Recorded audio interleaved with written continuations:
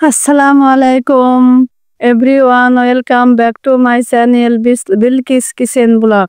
আজ আবারও একটা নতুন ভিডিও নিয়ে চলে এলাম আপনাদের মাঝে। আমার আজকের ভিডিওতে থাকছে নতুন স্টাইলের সুশি পিঠা।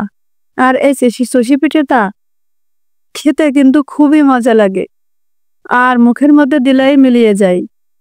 তো চলুন কিভাবে এই সুশি পিঠাটা পারফেক্ট ভাবে বানানো যায় দেখে নিই। প্রথমে এই সুশি পিঠাটা বানানোর জন্য শুকনা চালের গুঁড়া লাগবে। তো আমি একটা বল নিয়ে নিয়েছি, এই বলের ভিতরে 1 কাপ শুকনা চালের গুঁড়ো নিয়ে নিয়েছি, আর নিয়েছি স্বাদ অনুযায়ী লবণ। এখন লবণটা চালের আটার সাথে ভালো করে মিক্সড করে নেব। এখন চালের আটাটা এভাবে রেখে দেবো, দিয়ে চুলায় চলে যাবো। চুলায় একটা পাতিল বসিয়ে দিয়েছি, পাতিলে এই কাপের 1.5 কাপ পানি দিয়ে দেবো। এখন পানিটা ফুটে ওঠার জন্য অপেক্ষা করব। এখন পানিটা ফুটে উঠেছে, চাউলের আটাটা দিয়ে দেব।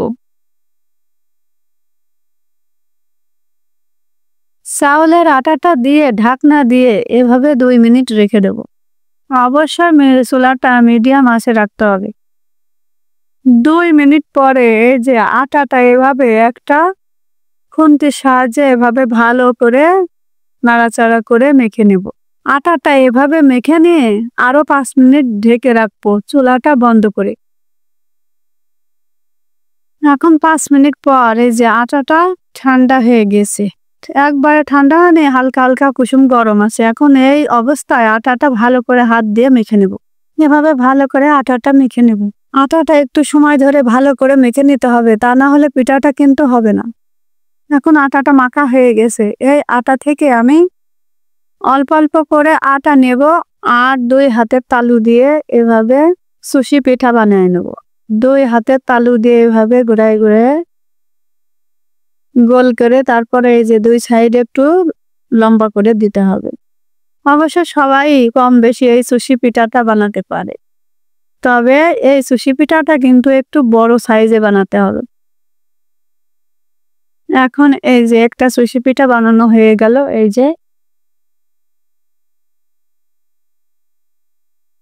এই যে আরো একটা বানাচ্ছে। এই যে প্রথমে আটা নিয়ে এভাবে 2 হাতের তালু দিয়ে প্রথমে একটু গোল করে নিয়ে তারপরে এই যে এভাবে 2 পাশটা লম্বা করে দিতে হবে।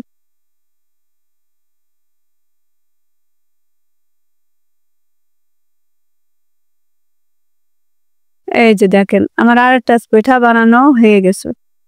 এভাবে আমি সব পিঠাগুলো বানিয়ে নেব। এই যে দেখেন সব পিঠাগুলো তৈরি হয়ে গেছে, আর দেখেন পিঠাগুলো কত সুন্দর দেখাচ্ছে। এখন চলে যাব চুলায়। চুলায় আমি তেল বসিয়ে দিয়েছি, তেলটা গরম হয়ে গিয়েছে, পিঠাগুলো দিয়ে দেব। দিয়ে এই যে এভাবে একটু নাড়াচাড়া করে ভেজে নেব। এই পিঠাটা কিন্তু খুব বেশি ভাজা যাবে না।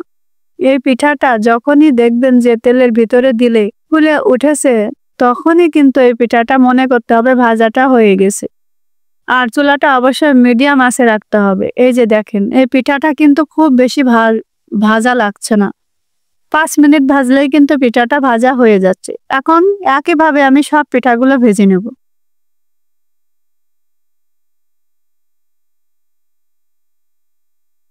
এখন দেখেন পিঠাগুলো সব ভাজা হয়ে গেছে, আর এই দেখেন পিঠাটা কত সফট হয়েছে, আর ফুলে ফুলে কত বড় হয়েছে।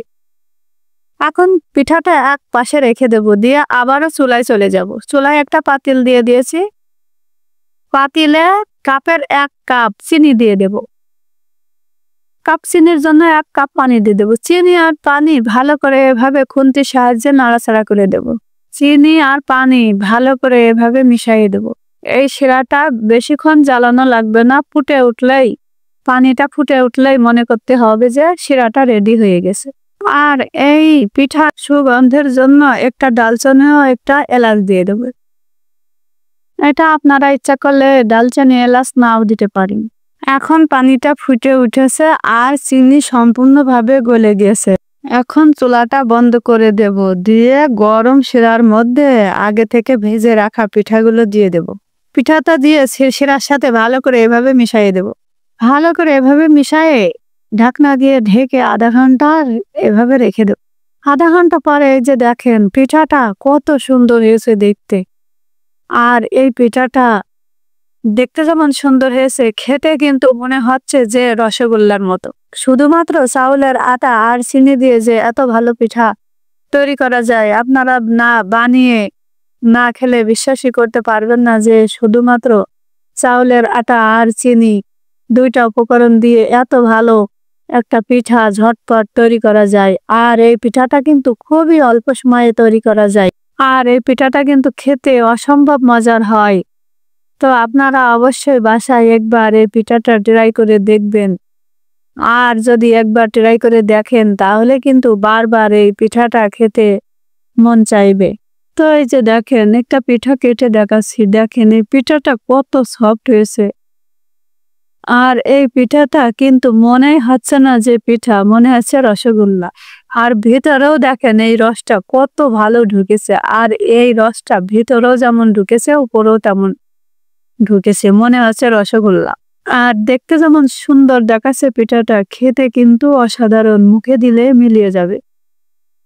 তো আশা করি আমার এই নতুন স্টাইলে সুশি পিঠা বানানো রেসিপিটি আপনাদের ভালো লেগেছে।